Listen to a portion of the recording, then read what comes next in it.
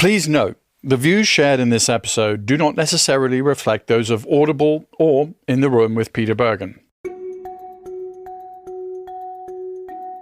We're 6 months away from what's arguably the most consequential US presidential election in decades. The division in the country is as deep as the margin between the two major party candidates is thin. So, a third-party contender could very well tip the scale, especially one with as much name recognition and star power as Robert F. Kennedy Jr. Today, we turn a new page in American politics. There have been independent candidates in this country before, but this time it's going to be different. Because this time, the independent is going to win.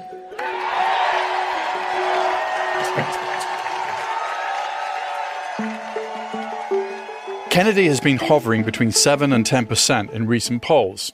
And while it's unlikely that he'll be able to get on the ballot in all 50 states, his campaign is making progress in doing so far in several states, including California and the key swing state of Michigan, where the last matchup between Donald Trump and Joe Biden was decided by only 3 percentage points. And so, this seems like a good time to revisit my conversation with RFK Jr., which we first ran last September, when he was still running as a Democrat. Since then, he's chosen for his running mate a 38-year-old lawyer and philanthropist from California named Nicole Shanahan, who describes herself as a progressive through and through. But Kennedy himself, who's made waves both for his work as an environmental lawyer and for his fringe ideas about vaccines, is quite a bit harder to categorize, as you'll hear in this wide-ranging conversation. One thing to note, part of our discussion is about the Middle East, and this was recorded before the Hamas attacks on Israel on October 7th and the ensuing war in Gaza.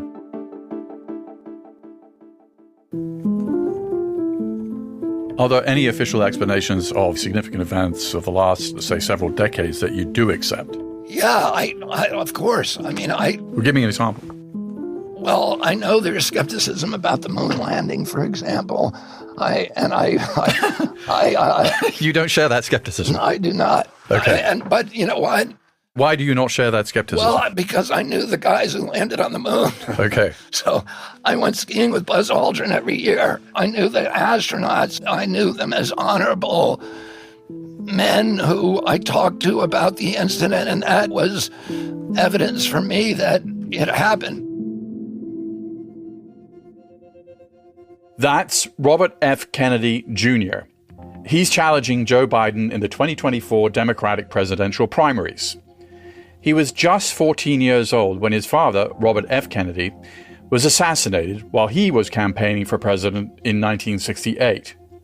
And it was his uncle, President John F. Kennedy, who in 1961 set the goal of putting Americans on the moon by the end of that decade. RFK Jr.'s supporting evidence that the moon landing actually happened sets an awfully high bar for what he needs to know if he's going to believe an official explanation. Even something like the moon landing, which was an 8-year, many billion-dollar, massive national program and was televised and watched by hundreds of millions of people. RFK Jr. has made a career out of challenging the status quo. For some of that work, like his time spent cleaning up the Hudson River as an environmental lawyer, he's received widespread praise. But in recent years, he's taken increasingly unorthodox positions, and I'm not going to get into those in this conversation because you can find him on the record about them elsewhere if you really want to. He's claimed, for instance, that antidepressants may be to blame for school shootings, that HIV may not cause AIDS, that vaccines cause autism, and Wi-Fi causes leaky brain and cancer, and so on. Unfortunately for me, Peter, because it's made my life kind of difficult, is I don't always accept official explanations. As a journalist, I can appreciate being skeptical about official explanations. I wanted to hear him out and for him to respond to my challenges as well. And I believe it's worth my time and yours to better understand people we may have major disagreements with, particularly if they're asking us to trust them to be leader of the United States. A CNN poll released this month had some pretty sobering news for President Biden. 2/3 of likely Democratic voters say Biden shouldn't run for a second term. And half of them said that Biden's age was their biggest concern. For a candidate like RFK Jr., who's a full decade younger than Biden at 69 and likes to do push-ups on TikTok, that provides something of an opportunity. So let's dive into my conversation with Robert F. Kennedy Jr. I'm Peter Bergen. Welcome to In the Room.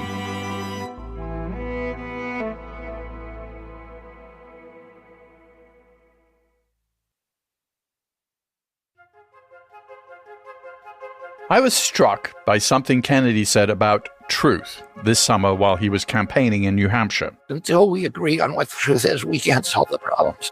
I couldn't agree more. A lack of shared truth to operate from can be really dangerous. This question of how we determine truth is a complicated one, but American democracy may depend on it. If Americans can't generally agree on certain undeniable facts like President Donald Trump lost the 2020 election, or that COVID vaccinations saved lives, or that climate change is real, we'll end up living in a world where making the correct policy choices for the American people will only get harder and harder. I sat down with RFK Jr. for a lengthy interview at the end of August. Because we talked about so many topics, this is longer than our typical episodes. In the first half, we focus more on national security and foreign policy issues.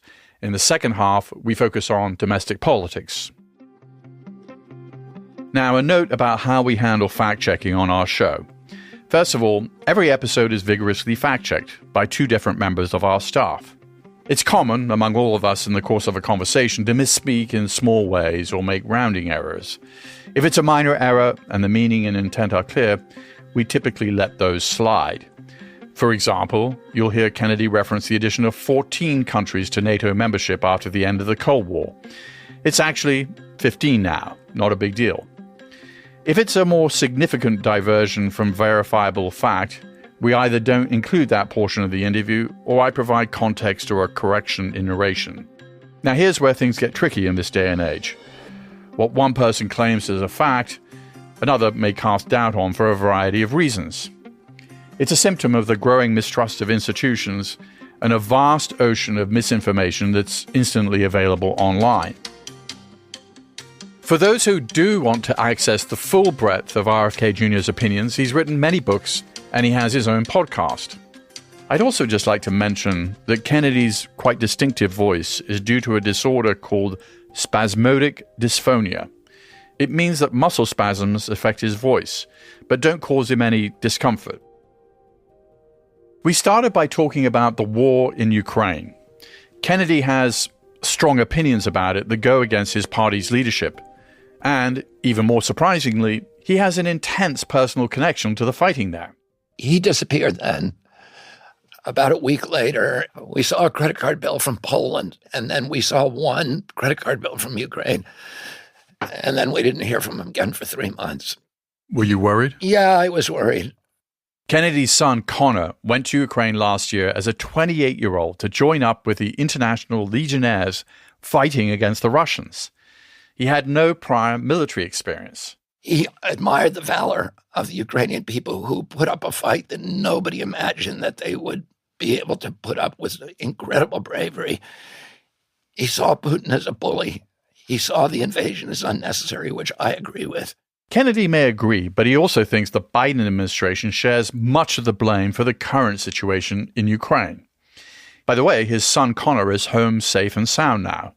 I asked RFK Jr. how he would handle the war in Ukraine if he were president. I would negotiate a peace. What would the peace look like? Well, I wouldn't say that because, of course, I negotiate for a living and I teach negotiation. And I can tell you the first thing you do is not tell somebody what your endpoint position is when you're negotiating. But, I think the leverage in negotiation has clearly gotten a lot weaker. I think earlier on it was clear that the Russians wanted to negotiate a withdrawal. They wanted an agreement that the NATO would stay out of Ukraine, which is existential to them. They've been invaded 3 times through Ukraine. The Biden administration has been pretty clear that they don't want Ukraine in NATO. That's their public position. Well, they've been ambiguous about it. They have never taken a pledge and Ukraine will never be part of NATO. They've never said that, and the Russians have asked them to say that. And by the way, our assurances about moving NATO into countries are not that, reliable. James Baker famously said in 1992 that we wouldn't move NATO 1 inch to the east, and then we proceeded to move it 1,000 miles and 14 nations to the east. Well, but also those countries, they agree to become part of NATO. It's not like we're enforcing NATO on them. But they're concerned. They've all been invaded multiple times by the Russians. Poland's been invaded probably 4 or 5 times in the last 2 centuries by the Russians, and the Russians have taken over the country. So they have a legitimate right for their own self-defense. They're very concerned about Russian invasion. Yeah, well, that may be their concern, but is it in the U.S. national interest to treat Russia as an enemy, as a military adversary? When you do that, it turns out to be almost in every case a self-fulfilling prophecy. If you treat somebody like an enemy, they're going to begin acting like an enemy. They're going to be acting to defend themselves. We should be doing the opposite. We should be doing a Marshall Plan with Russia to bring them into the community of nations. But here we are now. I understand you certainly don't want to show your hand, but there seems to be something of a stalemate, which in some ways is not necessarily a bad thing, because the mutual recognition of a stalemate which is hurting both sides is the beginning of peace, potentially. What do you think the red lines are for Putin? What do you think the red lines are for Zelensky? My guess is that Zelensky is probably in danger from ultranationalists within his own government. And if he negotiates at all with Russia, that it's a death warrant for him. And he's also, the people, his chief benefactors, who are Victoria Nuland and Anthony Blinken and the neocons within the state upper echelons, the State Department and the White House, will also cut him off if he negotiates the Russians. They want a conflict with Russia. So I don't know if it's possible. Why do they want a conflict with Russia? It seems to be, obviously we have inflation in this country. It's a big problem for the United States, gas prices, global food prices. Prolonging this conflict in Ukraine is in no one's interest. Well, I didn't say it was reasonable. I didn't say that it was a good idea. I'm just telling you what the history shows clearly. We had a chance to have peace with the Russians. Listen, when Zelensky ran in 2019, here's a guy who's a comedian and an actor, and he has no political experience, and yet he wins with 70% of the vote because he runs on a peace platform. He runs promising that he's going to sign the Minsk Accords. I'm going to jump in here for a sec, and I'll do that from time to time to give some context to things that come up in the interview. To clarify this point about the Minsk Accords, these were attempts by an international coalition to stop the fighting between Ukraine and Russian separatists in the eastern Ukrainian territory of Donbass. The ceasefire agreements were signed by representatives of the warring parties in 2014 and 2015. But they weren't binding, and they never really held. When Zelensky won the presidency a few years later, he did pledge to, quote, continue in the direction of the Minsk talks. But efforts to reboot those negotiations failed. Who you blame for that probably largely depends on how you view the motives of each side, and who you think are more trustworthy, the Russians or the Ukrainians. The Minsk Accords were, to me, a reasonable settlement. The Russians wanted the ethnic Russian population of Donbass and Lugansk protected, to make Lugansk and Donbass semi-autonomous so that they could speak their own language, retain their own culture, and protect the safety of ethnic Russians. And he wanted to keep NATO out of Ukraine. There were some other provisions in there that, I think were probably negotiable, like denazifying the new government. Jumping in again here, the Minsk Accords made no mention whatsoever of keeping NATO out of Ukraine or anything about the Nazis. But those are current Russian talking points.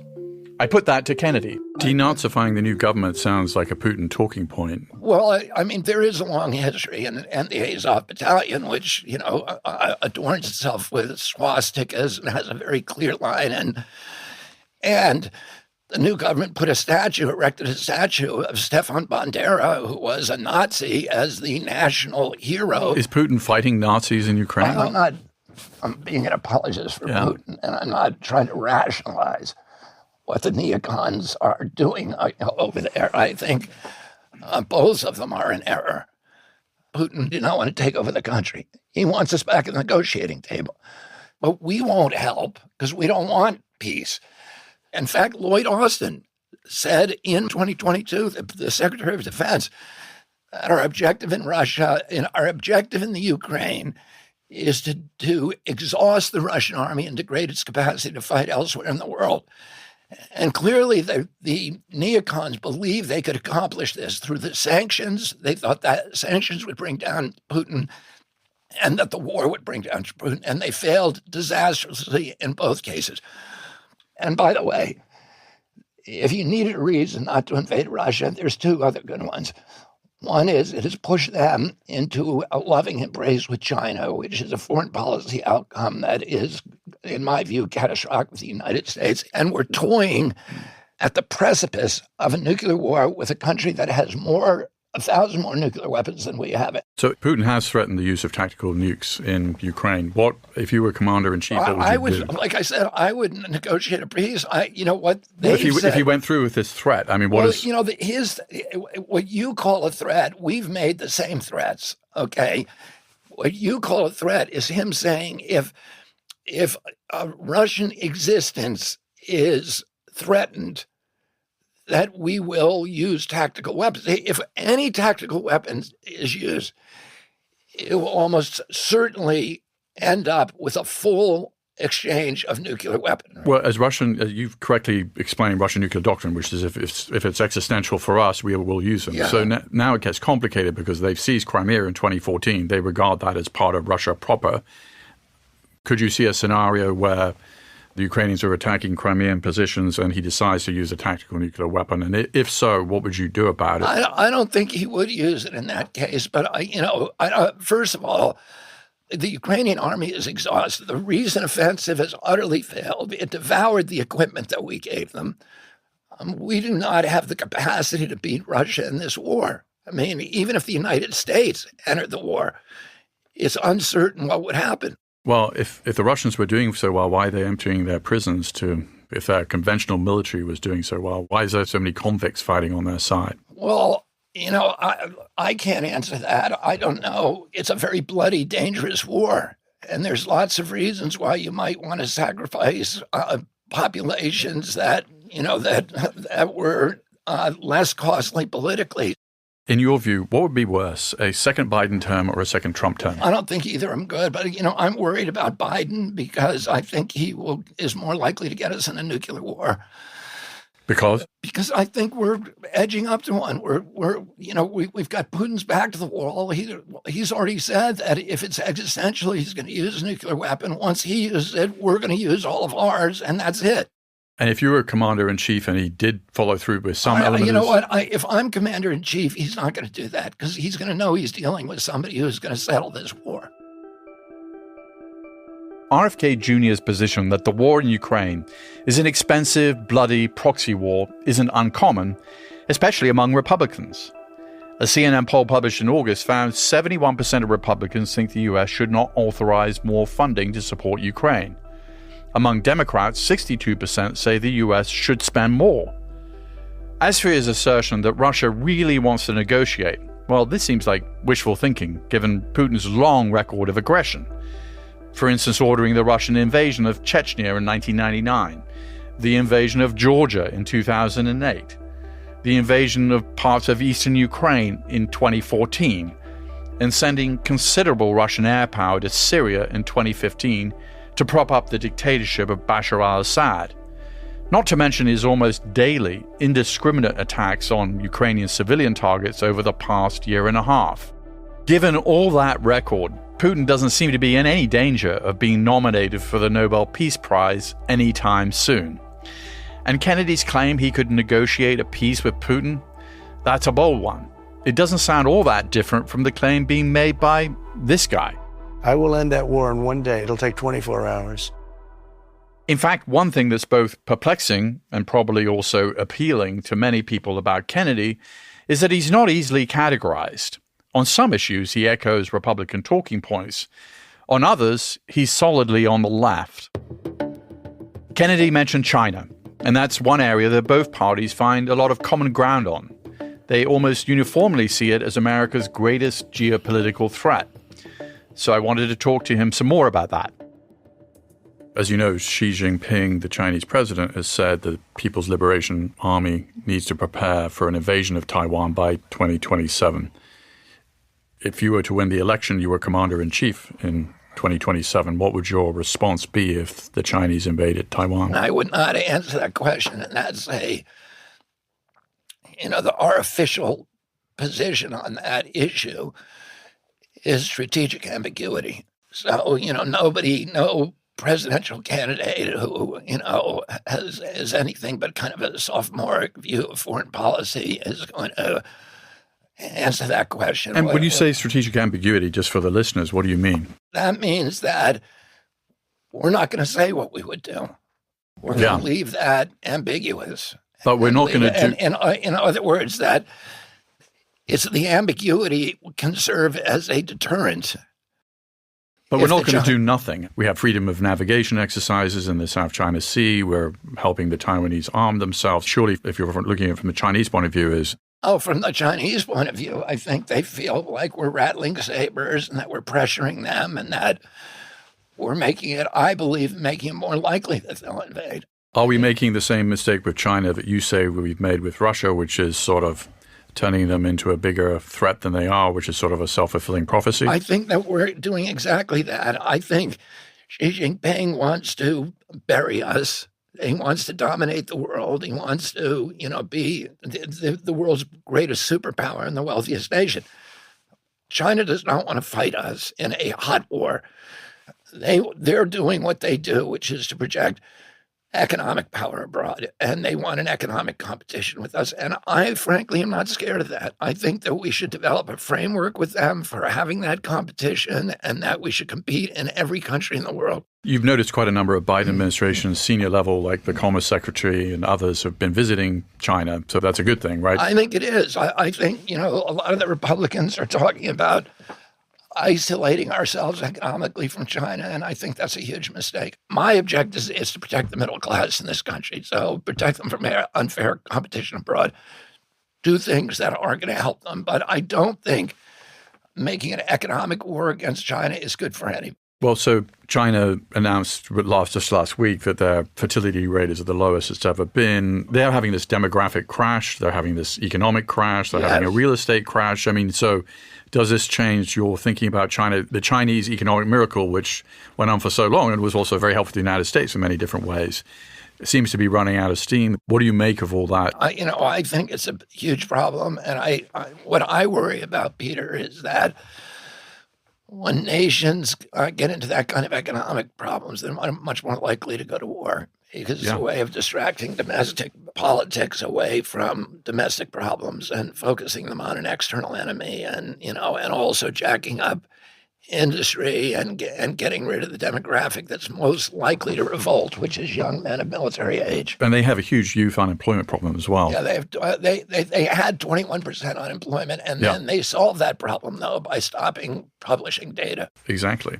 So does that make an invasion of Taiwan more likely in your estimation? I think it does. I think, if you're looking for tripwires, a collapsing economy in China makes the world a more dangerous place.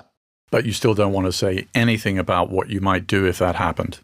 No, what I would do as president is try to de-escalate military tensions with China and redirect the competition to an economic competition, which I've confidence that the United States can win. We have 800 bases abroad. They have 1.5. Those 800 bases absorb such a large part of our national energies, including intellect and innovation and entrepreneurship and all of these other things that are crippling us. And what we need to do is to, begin unraveling the empire and do what my uncle wanted to do, which is to, my uncle said the primary job of a U.S. president is to keep the country out of war. We need to project economic power abroad. That's the real source of strength for a nation and a robust middle class, and we need to rebuild those things.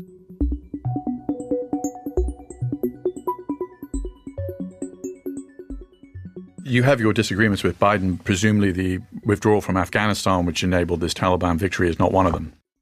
I think that we needed to get out of Afghanistan. Why? Because we've been there for 20 years. It's not our job to be the policeman of the world. Let me just say this. The way that we got out of Afghanistan, I would call reprehensible. Because it was driven by an imperative to get out by September 11th for a publicity event. And that it could have been done without loss of American life if the military did not have to comply with that deadline. So that was a political decision rather than a military decision, and I think that's reprehensible. What about the many Afghans who worked with us in Afghanistan? My policy would be to get as many of them out as possible. It was a waste of $1 trillion of U.S. treasure and many, many lives. And, it's like Iraq, we did the same thing. Iraq, we go in, we spend, $4.5 trillion in Iraq? I mean, those wars cost us $8 trillion total.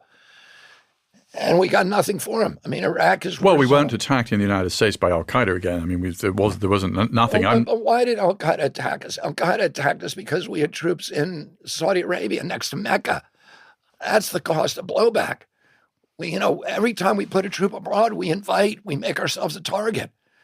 And what my reaction would have been to 9/11, I would have said, okay, what we're going to do now is we're going to get off foreign oil, because that's what's causing our problems. Of course, the United States is now much less dependent on the rest of the world. But that said, the Saudis still can set prices. We can't just sort of throw up our hands and say we're not going to take any foreign oil, that our demand signal's just too large. Well, I would reduce that. I would use market forces to reduce. Well, but there's some math here. We can obviously reduce our dependence on foreign oil, but at the end of the day, prices are set by a group of people that we don't completely control, which is called OPEC, right? So the Saudis and the Russians, et cetera, they set prices. Well, that's why we need to get off of foreign oil. Because otherwise we have other nations that are controlling our destiny and our democracy, and that's not a good idea. The number one thing we need to do as a nation, more important than the moonshot, more important than anything else, is to get off of foreign oil, whatever it takes. And I think if we had true markets, we spend $5.2 trillion a year on subsidies to the carbon industry, and that doesn't include the $8 trillion that we spent on wars protecting essentially oil pipelines. Just to clarify, he's right that the fossil fuel industry is heavily subsidized, and not just by the United States. That 5.2 trillion figure is actually a tally of global subsidies.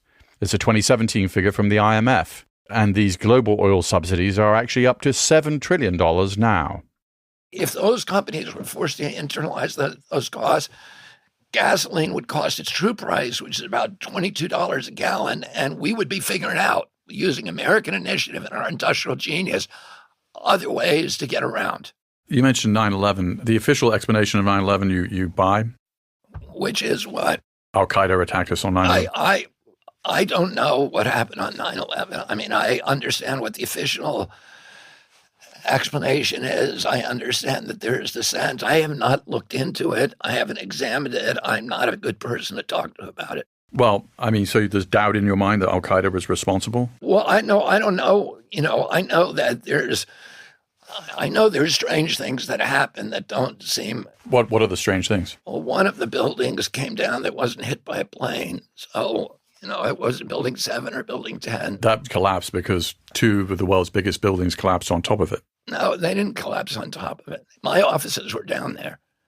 My offices were closed. So one of the buildings next to the Trade Center... No, there's pictures of it collapsing. There's nothing collapsing on top of it. I mean, I don't want to argue any theories about this because all I've heard is questions. I have no explanation. I have no knowledge of it. But what you're repeating now, I know not to be true. To clarify, yes, I could have been more precise here. The government's official report found that Building 7 was hit with debris from the North Tower. That impact caused fires, which led to the building collapse. It's very well documented. and there's nothing strange about it. It's not something that any part of I endorse one way or the other, but I do think that it ought to be permissible in this country to question official narratives. I couldn't agree with you more. I've spent 3 decades reporting on Al-Qaeda and interviewed bin Laden and spent a lot of my life going around the world reporting. I know you have. I admire you greatly for that. But I just saw on the 9/11 investigation, this was the largest criminal investigation in history. There are 500,000 leads, 170,000 witness interviews. You're not accepting, but that kind of was a Don't tell me what I'm accepting or not, because I never said I don't accept it. Okay, but what are you saying? Because you're saying that you still have... I have no expertise in it. You have, okay. But you still have questions about it. Well, I'm not, I haven't read the data myself, and unfortunately for me, Peter, because it's made my life kind of difficult, is I don't always accept official explanations. There are conspiracy theories out there surrounding 9/11, but it's an area where I have looked at the evidence and interviewed many hundreds of people myself. And if your position is that the 9/11 Commission's explanation of September 11th, which was based on the most comprehensive criminal investigation in the history of humankind, is somehow up for question, this kind of extreme skepticism is going to make being president, kind of tough. That's why I thought Kennedy's answers about 9/11 raise interesting questions about his theory of knowledge. Wanting to go to the source and dig into the details is a great sign of a curious mind. But the White House would be paralyzed if the president was always personally digging into all the underlying data to make his or her own assessments. As president, you'll have 1,000 choices, both large and small, where you're just going to have to accept some expert opinions, whether it's the likely pace of unemployment or the likely course of a pandemic. We elect a president not because we expect one person to know absolutely everything. We expect them to know who to trust and how to make sound judgments. I still wanted to hear more about how RFK Jr. would approach the myriad other foreign policy questions that a president faces. So we tick through a few more in this next part of the conversation, starting with the U.S. policy on drone warfare. After 9/11, the U.S. deployed many hundreds of drone strikes against suspected terrorists in countries like Libya, Pakistan, Somalia, and Yemen, killing hundreds of civilians in the process. The Biden administration has largely dialed that back. Would you suspend the drone program? I don't know. I probably wouldn't suspend it outright. I want to look at it. I want to make a reasoned judgment on whether it actually is helping keep Americans safe, protecting our national interests. The Biden and the Trump administrations have suspended it effectively in Pakistan. The last drone strike where there was in 2018. But the Biden administration seems to be amping up the drone program in Somalia. What's your view of all that? I think the Biden administration is, it's like the guy who has only one tool, a hammer, and he sees every problem as a nail. And President Biden has, been a militarist, a one solution, shoot, ready, aim for his entire career. But his own record argues a bit against that. We just discussed his withdrawal from Afghanistan against the advice of his own military. He also pulled out of Iraq in 2011. It was him and Tony Blinken who... Well, yeah, they're pulling out of places, but he's also the first one in. He was the first one into Iraq. Just today, there's stories about sort of AI-powered jets. So think about a future which is already here where AI is making kill decisions on the Chinese side and also potentially on our side. Is that legitimate, or what's your position on should there be a human in the kill chain? Well, these are such awful questions, and Orwellian, but they're here. They're not Orwellian. I mean, they're here today. Well, obviously that is, that's a pretty easy moral call that you need to put a human in the chain. But the Chinese don't care about it. They have autonomous drones that are governed by AI. Yeah, so what are you trying to do? Scare me about China? No, I'm not trying to scare you. I'm just saying they are a rival. I'm not saying we should go to war with them. And we also, democracy sometimes means fighting wars with one arm tied behind your back because, your primary objective is to preserve the democratic institutions at home. Do you think it was a mistake to get out of the Iranian nuclear agreement in 2018? No, because I don't think those agreements were strong enough to prevent Iran from from going forward. But, that's my, I don't have a deep knowledge. Well, I'll tell you, I mean, Trump's own intelligence community was saying the Iranians are sticking to the deal. Now they've got fissile material enough for a nuclear weapon. They were sticking to the agreement. And I accept if you don't know the details. Yeah, I don't know the details. I did not do a deep dive on it back then. But if they were to acquire a nuclear weapon, which they probably could in a future presidency. I think our primary objective in the Mideast should be to make sure that doesn't happen, and hopefully through diplomacy. Would that it were so simple. Every American president since Jimmy Carter has struggled with how best to contain the revolutionary Islamist regime in Tehran. Iranian proxy forces now play key roles in several countries across the Middle East, from Lebanon in the north to Yemen 1,500 miles to the south. And now Iran has enough fissile material for several nuclear weapons, according to the United Nations. Another intractable global conflict that every US president must consider, of course, is the relationship between Israel and the Palestinians. You're a very solid defender of Israel. Is the two-state solution dead? I think for the moment it is dead. Could you resurrect it if you were in the right position? Maybe in some form. I mean, it really depends on the Palestinians and the Palestinian leadership. The Israelis have offered to trade land for peace, and the Palestinian leadership has, in each case, refused. But now you have this much more extreme right Israeli government that seems much less likely to make any concessions. So how do you deal with them? Well, I think you can be critical of Israel, and the same as people can be critical of the United States. I don't co-sign every policy by the Likud or by Netanyahu. I side with the protesters over in Israel who are protesting, particularly the judicial reforms. I think, Israel has the best judiciary in the world.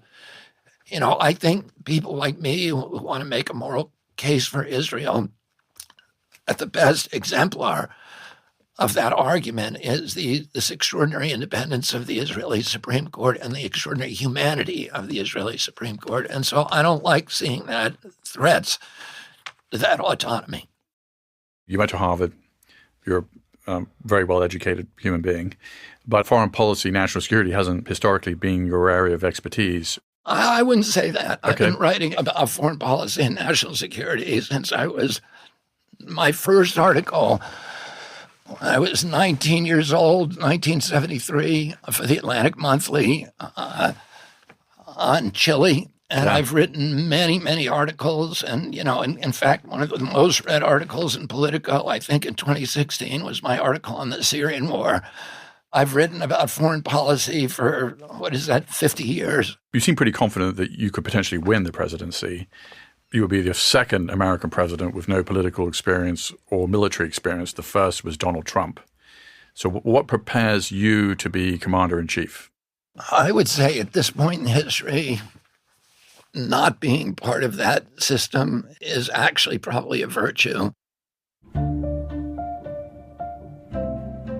And so this son of an American political dynasty, who's casting himself as an outsider and proud critic of the system, is now running to lead it.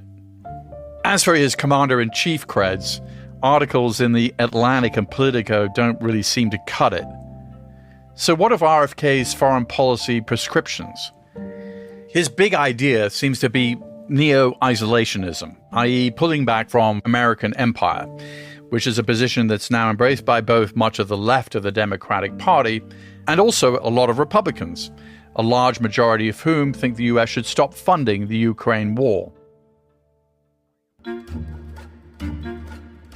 For the rest of our conversation, I wanted to dig in more on domestic policies and politics. I asked if he was worried that running against President Biden in the primaries would hurt Biden's chances to beat Donald Trump in the general election. President Biden has wounded himself. He's telling the country that he's brought prosperity in the country when 57% of people in this country cannot put their hands on $1,000 if they have an emergency. For those people, the engine light comes on in their car and it's the end of the world. It's the apocalypse. What are the top three things you would do to ameliorate that situation? Well, one, I won't wind down the empire abroad. and I'll start bringing that money home and investing in schools, public health, eliminating the chronic disease epidemic, and getting Americans healthy again. Our biggest cause, even bigger than military, is healthcare. $4.3 trillion. 80% of that is going to chronic disease. We have a higher chronic disease burden than any other country, and that is also part of the war on the middle class, keeping people sick all the time. The obesity epidemic, when my uncle was president, it was 13%. Now it's 47%, and 2/3 of Americans are overweight. That's lost productivity. Is Ozempic a big answer to that? What? Ozempic, is that going to be a big answer to a lot of this? No, I don't think pharmaceutical drugs are an answer to getting us healthier. So what is?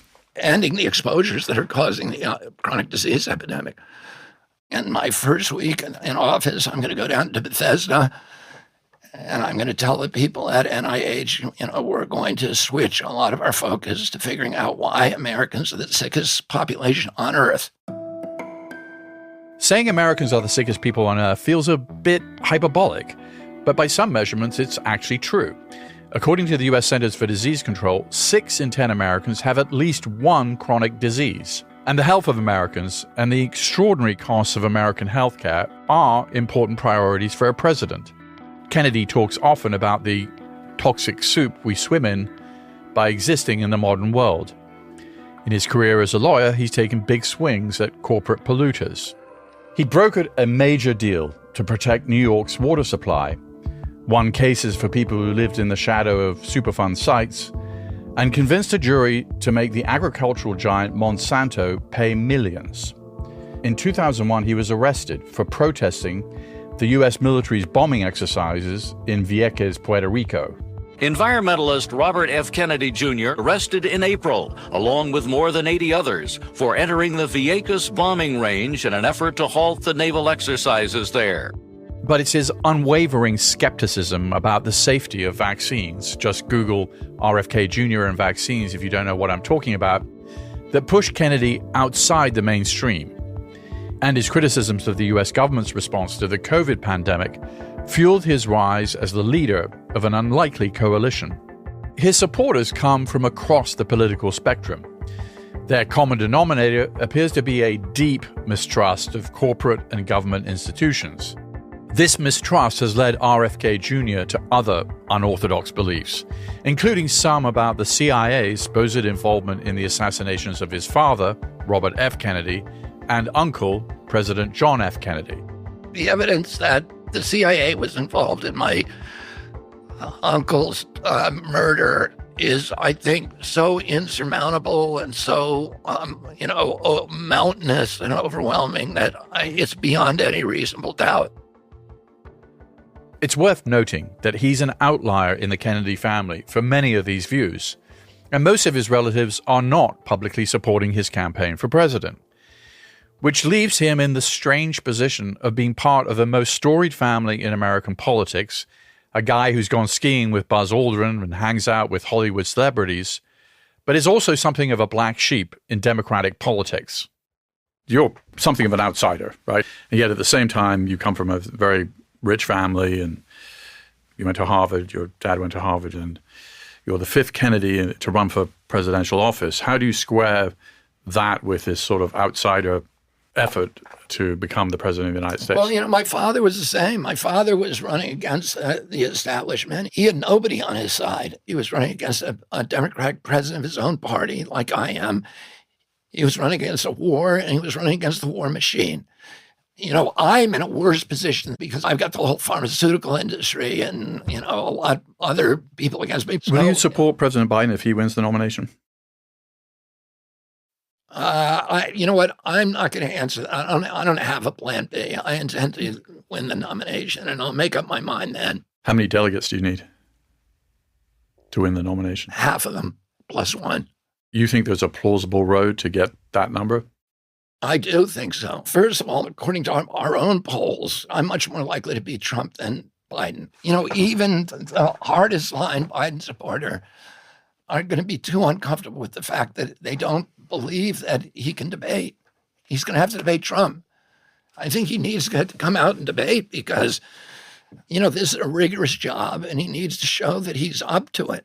And if he can't show that with me, he's not going to be able to show it with Trump. Biden doesn't have to debate anyone during the primaries, and the Democratic National Committee doesn't want him to. In fact, no incumbent president has participated in primary debates since 1948. Obama didn't do them. Trump didn't do them. But RFK Jr. isn't the only one banging the debate drum. A growing chorus of notable people are calling for Democratic debates, from former presidential candidate Andrew Yang to former Twitter CEO Jack Dorsey. And of course, Marianne Williamson, also running in the Democratic primaries and polling around 3%, wants a shot at the debate stage too. You have been embraced by Mike Flynn, Steve Bannon, Roger Stone, the far right of the Republican Party. Lots of Democrats, including people in your own family, are not endorsing you. Are you in the wrong party? No, I'm a Democrat. I'm a traditional Kennedy Democrat. I'm a leading environmentalist, arguably, in the country. I'm for, medical autonomy, for women's right to choose. I'm anti-war. I'm pro-free speech, which is the bedrock of democratic liberalism. Go down the list. I'm a Democrat. On abortion, how does your Catholicism inform your view of abortion and what should or should not be done? It makes it a very complex and difficult issue for me. And it also puts me in a position where I understand both sides. I understand that every abortion is a tragedy. I've seen, late-term abortion pictures, and they're horrifying. So I understand the people who want them banned. But I also am too skeptical of government to believe that it should be the one that should be dictating, bodily decisions. What did you make of the affirmative action decision, which of course involved Harvard as one of the defendants in a sense by the Supreme Court? Did you think that was the right decision to end affirmative action? I didn't think that's the right decision, and particularly if you're going to keep legacies, because, the legacy policy is an affirmative action for white people only. Agreed. And you obviously benefited from yourself, it seems. Probably. I mean, I had pretty good scores and pretty good grades. And my kids, a couple of them had perfect SAT scores. But, and I only say that because I don't want, people hearing this interview and thinking that my kids, that's what they relied on. So, you would be in favor of ending legacy admissions? Well, I don't think we should pretend it's a meritocracy and then, exclude blacks. But, Peter, I understand both sides. I understand that, it's not good over the long term for our country to have race-based anything. But I also understand there's been 300 years, not just slavery, but, 300 years of structural racism that has specifically and deliberately destroyed the economic vitality and institutions of Black communities. The affirmative action was originally proposed as a mechanism for making up that deficit that was owed to that community. And do I think it had run its course? No. I think we need some more years of it, but it's over now.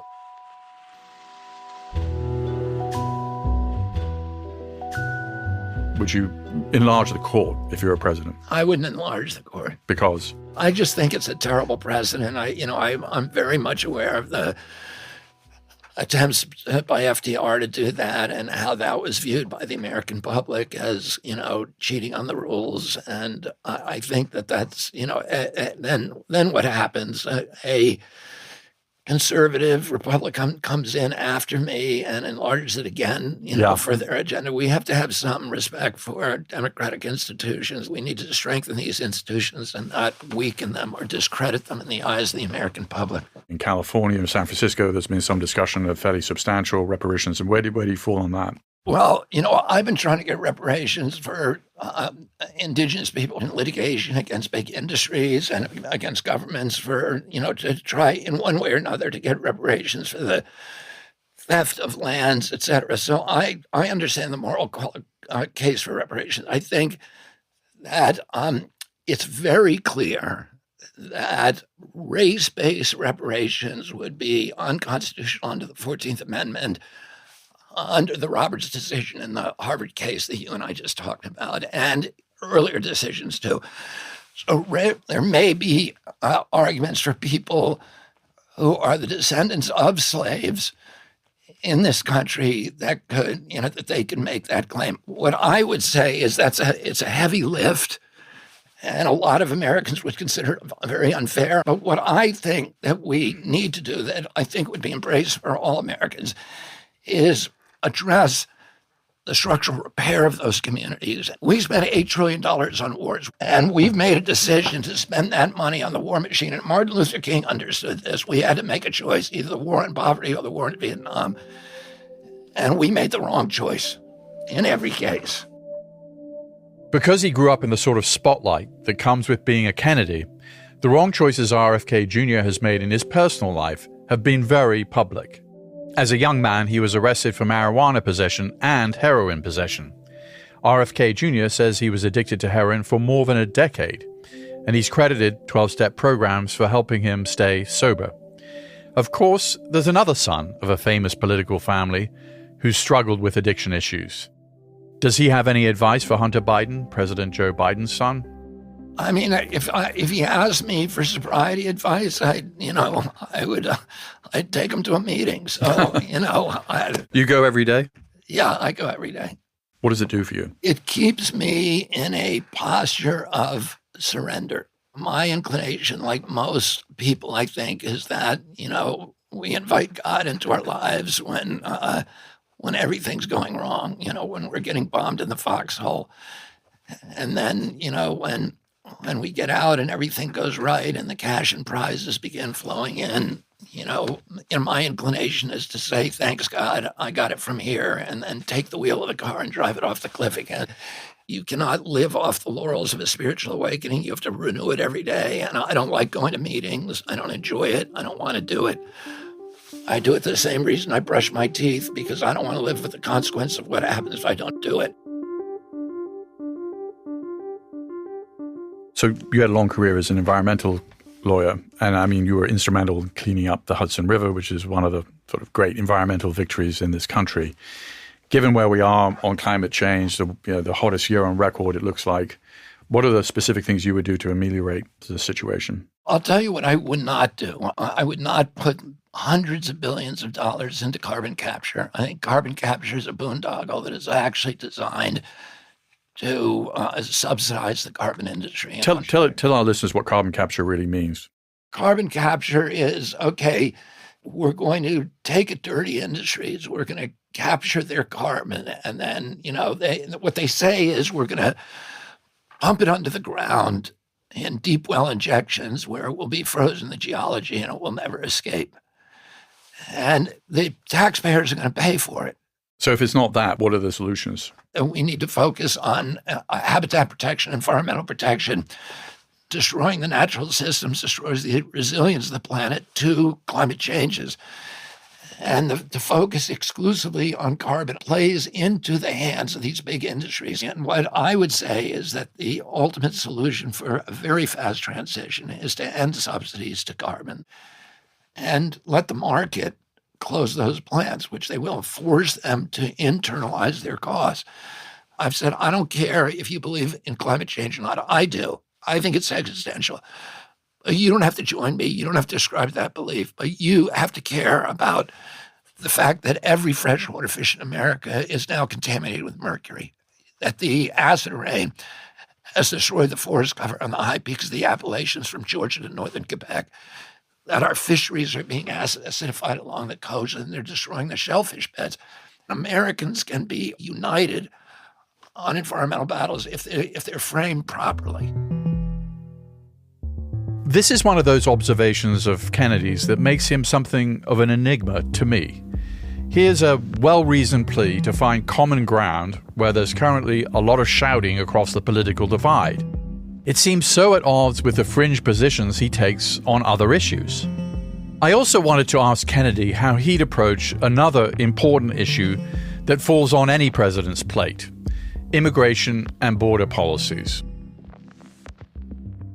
Well, there's two things. One is to close the border. And how do you do that? Well, you do it by, you complete the physical structures in the populated areas. You don't need a a wall, all the way from 2,200 miles from Brownsville, Texas to San Diego. But you do need a physical barrier. You do need a wall in the heavily populated areas. And then I would restore the surveillance systems that were in place that were removed by the Biden administration, the towers, the lights, the motion sensors, the videos in the other sections. And they had immigration down to very, very manageable levels 3.5 years ago. And then, Biden removed all that stuff and all those safeguards. Another quick fact check here. When we reached out to U.S. Customs and Border Protection, they told us that while some surveillance systems are taken offline due to being found ineffective or for refurbishment, overall the Biden administration is investing in more of these kinds of systems. And the agency wasn't aware of any wide-scale retreat from their use. And by the way, I was against Trump's wall. So there's something that I was wrong on. I wouldn't do the whole border like he did, but I've been down there. I watched 300 people come across in 2 hours unobstructed from all over the world. I talked to them and they didn't have asylum claims and they're just walking across and they're handed airplane tickets to go anywhere in the country. And right now, right here where we are in New York City, there's 100,000 of them. They have this heartbreaking humanitarian crisis for them. Trump got the wall right. I think we need a physical barrier and we need a policy. We also need asylum judges, and that's probably the most critical thing. We need enough asylum judges to adjudicate those cases at the border before people enter the country. Much of Kennedy's take on border security sounds more in line with the Republican Party. But I want to pause and say he's making a really important point here about the need for a lot more asylum judges. The lack of judges means there are years-long backlogs in asylum cases. Can I ask you about a national security threat that may not be sort of seen as a conventional national security threat, which is fentanyl? Opioid overdoses is killing more Americans between the ages of 18 and 49 than any other cause of death. And it's mostly fentanyl. So what would you do about this issue? Anybody who says they can stop fentanyl at the border is not telling you the truth. Fentanyl is a very, very small molecule, as an active ingredient. It's always going to be easy to smuggle, and it's always going to be hideously dangerous. I had a niece that, I lost from that during the pandemic. All families, American families, at some level or another are touched by this. You're completely right. Fentanyl, a few tons would kill everybody in the United States. So stopping at the border seems implausible, but a number of, like Governor DeSantis, J.D. Vance, other Republicans have been calling for U.S. Special Forces to go into Mexico and take out the fentanyl cartels. Is that something you would endorse? No, it's not something I would endorse, but what I would endorse is actually building a relationship of cooperation with the Mexican government. What does that relationship look like? Well, a good relationship would look at, at cooperation between our two countries in not only, controlling the U.S. border, but in helping the Mexicans to control their southern borders. Can I throw out an idea there? We're destroying their farms. Can I throw out, they have a huge problem with semi-automatic weapons coming across their border from the United States. Yeah, well, that's a very good point, Peter. Speaking of semi-automatic weapons, do you own a gun? No. You're not a gun owner? No. But you've said that you're a Second Amendment guy? Yeah, what I've said is I'm not taking people's guns away. What about AR-15s? AR-15s are only designed to do one thing. It's the civilian version of an M16 rifle, right? So they're designed to kill people.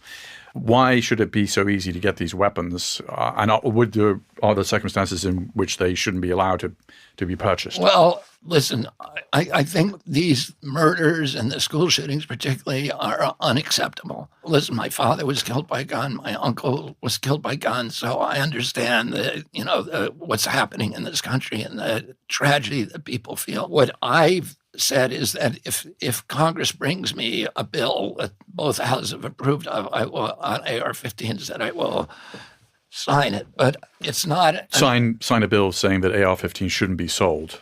Yeah. At all to just the general public. Well, yeah. If that's what the bill says.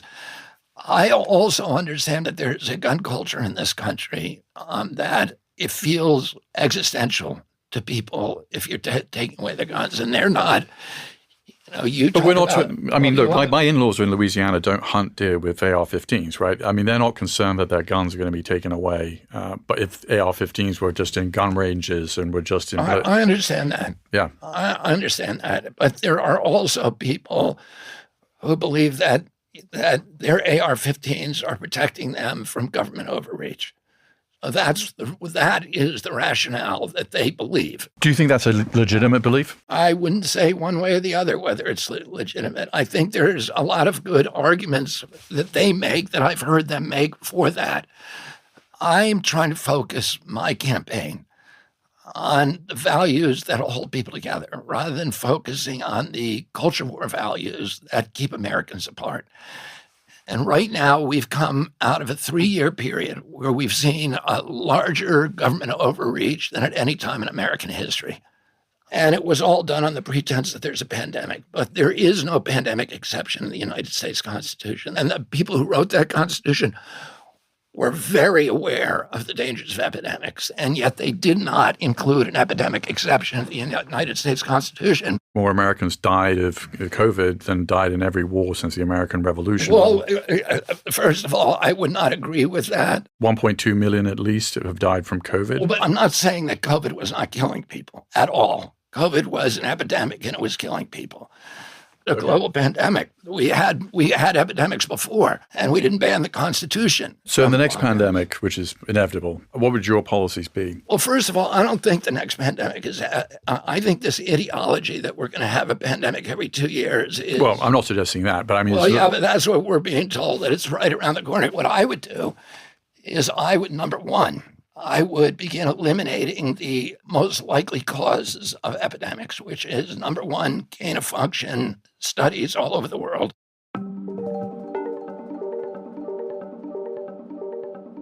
Gain of function studies are an important topic in a book that Kennedy published in 2021 during the height of the COVID pandemic. It was titled The Real Anthony Fauci, Bill Gates, Big Pharma, and the Global War on Democracy and Public Health. Gain-of-function research takes viruses and manipulates them. By tinkering with them, the result may be a pathogen that's even more dangerous to humans. But on the plus side, vaccines can also be developed from this research. This kind of research does come with risks of creating deadly viruses and exposing people to them. But there's also never been an epidemic where the scientific consensus says the cause was gain-of-function research. In his book about Dr. Fauci, who played a key role in managing the COVID pandemic in the Trump and Biden administrations, Kennedy asserts that Fauci made generous investments in gain-of-function research and as a result, quote, may have played a role in triggering the global contagion. In 2021, Fauci said it's a shame that Kennedy's book attacks his career and undermines confidence in the American public health system. Fauci asserted that, quote, ultimately that is hurting people. That will cause disease. It's very unfortunate because I don't think he is inherently malicious. I just think he's a very disturbed individual. A recent unclassified U.S. intelligence assessment of COVID's origins released in June said that almost all of the U.S. intelligence community assesses that the virus that causes COVID, quote, was not genetically engineered. The same report also concluded that the origin of the virus could either be from a natural exposure to an infected animal or a laboratory-associated accidental leak.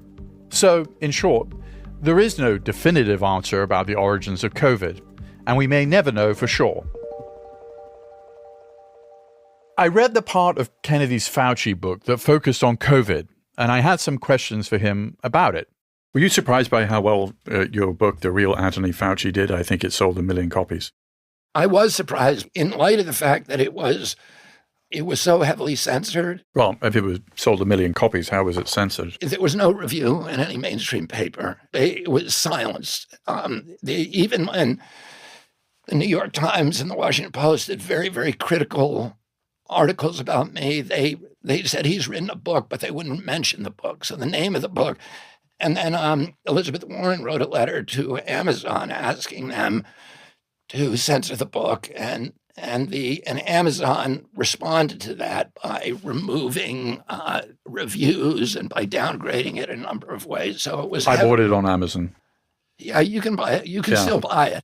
One of the things I found puzzling about this book, of having I published something called the Coronavirus Daily Brief for about 2.5 years, so I read a lot of the material, but the kind of claim that the COVID vaccine killed more people than saved lives. Well, wait a minute. Where do I make that claim? You quote at the end of the book, let me just see here. You quote a medical ethics advocate, and she, Vera Sharav. Okay, she's a Holocaust survivor. Yeah. She says, we need to recognize that this is a vast human experiment on all of mankind with an unproven technology conducted by spies and generals primarily trained to kill and not to save lives. And then you conclude, what could possibly go wrong? I mean, is it your view that the COVID vaccine ended up killing more people than it saved? Or? But Peter, you can make an excuse or an argument either way. What I try to deal with is actual science and not speculation. What I would say to you is we cannot make that judgment. It's worth noting here that researchers at Brown and Harvard did make that judgment, finding that COVID vaccines could have prevented at least 318,000 American deaths between January 2021 and April 2022. And the notion that there's some real debate to be had around whether or not COVID vaccines save lives is preposterous. The Nonpartisan COVID Crisis Group's report found that during the Delta wave of COVID in 2021 and the Omicron wave of 2022, the vast majority of hospitalized patients were unvaccinated. A lot of your career is being about the truth, seeking the truth. So like at an event in New Hampshire said, until we agree on what the truth is, we can't solve the problems. How do you determine the truth? Who do you trust? What's your process? Well, I mean, my dad told me when I was young that people in authority lie. And part of being a responsible citizen in a democracy, and particularly if you're a journalist, is to maintain a fierce skepticism toward authority and particularly big aggregations of power. We do need a federal government that is trusted and does all the functions a federal government does. So how would you propose reversing this lack of trust? I would do that by making the government trustworthy. People should not trust the government now. It's untrustworthy. People should not trust the media. It's untrustworthy. We need to make it trustworthy. We need to remove these corrupt entanglements between the regulated industry and the regulators. It's outrageous that NIH officials are allowed to collect personal royalties on products that they, were supposed to have regulatory authority over. It's outrageous that FDA gets 45% of its budget from the industry that they're supposed to regulate. So that seems like a fairly simple fix where you prevent the FDA from getting money from pharmaceutical companies as part of their budget. Oh, it's statutory, so it's not something that you can do with an executive order. It's more complex than that. But I will propose to change that legislation, and I will do whatever I can within the realm of my power to immediately correct. Well, a lot of people seem to believe Trump's lies about the 2020 election. Why do you think that is? I think part of it is that people no longer trust the media. And the reason they don't trust the media is because the media habitually lies. It used to be journalists were, people who were committed to these existential search for truth. And today the media has a different function. I don't think you can survive in the mainstream media unless you're willing to become a propagandist. And Pfizer, you said recently, my CNN colleague Anderson Cooper works for Pfizer. Why did you say that? Well, what I say is technically the entire news industry is working for the pharmaceutical companies. I think Roger Ailes told me at one time 17 out of 22 ads on a typical evening news show were pharma ads. Isn't that because the average Fox News viewer is 70 years old? Well, yeah, of course they are. But it also, if you're telling me, Peter, that those pharmaceutical companies are not also dictating content, then, you're telling me something that's not true. I've worked at CNN. I've seen it. Okay. I've worked at CNN since before the first Gulf War, which is 1990, 1991. And we're going to respectfully agree to disagree. So, in other words, you're taking the position, because I want to hear this from you, the advertisers of the network news have no bearing, no influence on the content of those news shows. I am completely unaware of this ever happening in the 33 years I've worked at CNN. Yeah, but Noam Chomsky had an answer for that. He said that if you were the kind of person that would actually see those connections, that you wouldn't be sitting where you're sitting.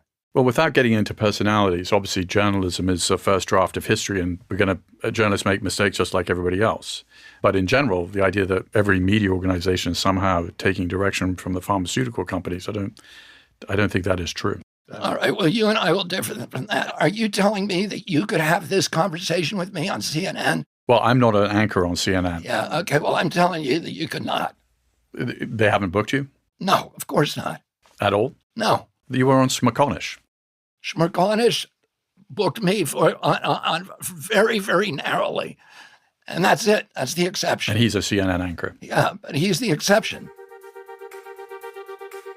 I found RFK Jr.'s portrayal of the mainstream media as propagandists in the pocket of pharmaceutical companies to be both perplexing and preposterous. It's part of his overall impulse to paint a picture of some kind of large-scale conspiracy to silence him, when in fact he's been the subject of significant coverage in the Washington Post and the New York Times and a host of other media outlets. But RFK Jr. is perpetually frustrated by much of the mainstream media attention that he does get, like when he faces charges of anti-Semitism. Some of those stem from when Kennedy said this in 2022 at a rally against COVID restrictions. Even in Hitler's Germany, you could cross the Alps into Switzerland. You can hide in an attic like Anne Frank did. I visited in 1962 East Germany with my father and met people who had climbed the wall and escaped. So it was possible. Many died doing it, but it was possible. Today, the mechanisms are being put in place that will make it so none of us can run. The implied comparison of anti-COVID measures to Nazism and invoking the name of a child who was murdered in a concentration camp caused an immediate and withering backlash. RFK Jr. quickly apologized. Do you regret the Anne Frank observation? What did I say about it? Well, you said that Anne Frank could hide in the attic and the other people could escape to Switzerland and escape the Nazis. You were comparing that to COVID protocols. Well, see, I wasn't doing that. That was a lie. So what did you say? What I said is, I was making the observation about the systematic attack on the Bill of Rights during COVID. And I said, we're living at a time today where we have all these new technologies that for surveillance and control. They're AI technologies, they're facial recognition that are being deployed all over the world. We have low altitude satellites that are looking, that are permitted now to look at every square inch of the earth 24 hours a day. This is like a turnkey totalitarianism. Somebody can step into this and turn it all on at once and end democracy. And that because of that, we need to not be eroding our constitutional rights, but we need to be fortifying them to build up a barrier against that kind of takeover. And I said, it's been the ambition of every totalitarian system on earth in history to exercise total control over every aspect of our lives, our communication, our travel, our interactions with each other, our reading material. Is this so U.S. is a totalitarian state? Is that what you're saying? Listen to what I'm saying. I am listening, yeah. Did you hear what I just said? It's the ambition of... I said it's the ambition of every totalitarian state. I didn't say the U.S. I said now there's this turnkey totalitarianism ready through AI and all of these other technologies that somebody can step in and turn it into a totalitarian state. So it was a warning. Oh, yeah. And I was saying, and I gave examples I wanted to give an example from a left-wing totalitarian right-wing. So I said, in East Germany, you could get over during the communist regimes. I met people who had escaped through Checkpoint Charlie, who had gotten over the wall, who had tunneled under the war. My father introduced me to when I was a kid. And I said, that's a left-wing. And a right-wing, like Germany during the war, you could swim across the Rhine. You could hide in a building and, hide successfully for 2 years. They couldn't find you. But today, you couldn't do that. You can't do it. Everything is controllable. Everything is controllable is an unsettling view, to be sure. And the increasingly intrusive way that technology lets corporations and governments track our movements and actions is worrisome. So I understand why RFK Jr.'s crusade against this is appealing to some Americans. And as a journalist, I share Kennedy's tendency to question the official line. We found that common ground in the first part of this interview. But I do think that it ought to be permissible in this country to question official narratives. I couldn't agree with you more. Skepticism is good, but taken to its extreme, it becomes simple denial. In Kennedy's case, for example, he's skeptical of the official explanation that al-Qaeda attacked the United States on 9/11. But there's just an overwhelming amount of evidence from hundreds of thousands of documents and human sources that point to one clear explanation. And yet he's still denying there's an explanation that's satisfying enough for him. So what's going to be good enough? The answer apparently is nothing. And that's because Kennedy trades in a level of skepticism that is absolute. People should not trust the government now. It's untrustworthy. People should not trust the media. It's untrustworthy. At some point, we all have to decide which people and institutions we're going to generally trust to tell us the truth. And not everyone can verify the moon landing by talking with Buzz Aldrin about it on a ski slope. I went skiing with Buzz Aldrin every year. I knew the astronauts. I knew them as honorable men who I talked to about the incident, and that was evidence for me that it happened. But it seems like the moon landing is one of the only official explanations of a significant event in recent American history that he totally buys. So, do we think that there are dark, corrupt forces at the heart of the United States government? Or that American government officials and scientists are all brilliant, squeaky clean, and have only the most altruistic of intentions at all times? Or is it maybe somewhere in between? My own view is that incompetence is a better explanation than conspiracy in most human activity. History is often made by humans who make dumb decisions. To cite a recent example, Putin invaded Ukraine last year and didn't get the quick victory he expected, but instead a bloody quagmire. By contrast, there's the hidden hand view of history, that some shadowy group or person controls things. The Jews, or the Freemasons, or George Soros, or the World Economic Forum. There's an echo of this hidden hand idea in RFK Jr.'s conspiracist view that Big Pharma controls much of American life through their handmaidens in the media. These theories of what ails the United States can be appealing. They're a one-size-fits-all explanation of why bad things are happening. It's a lot harder to fight incompetence and bureaucracy than it is to blame a boogeyman. And like Kennedy said, until we agree on what the truth is, we can't solve the problems. Like me, you may agree with RFK Jr. that it ought to be permissible in this country to question official narratives. I think it bears pointing out that if Robert F. Kennedy Jr. were to become president, however remote that possibility might seem right now, the official narrative would be his.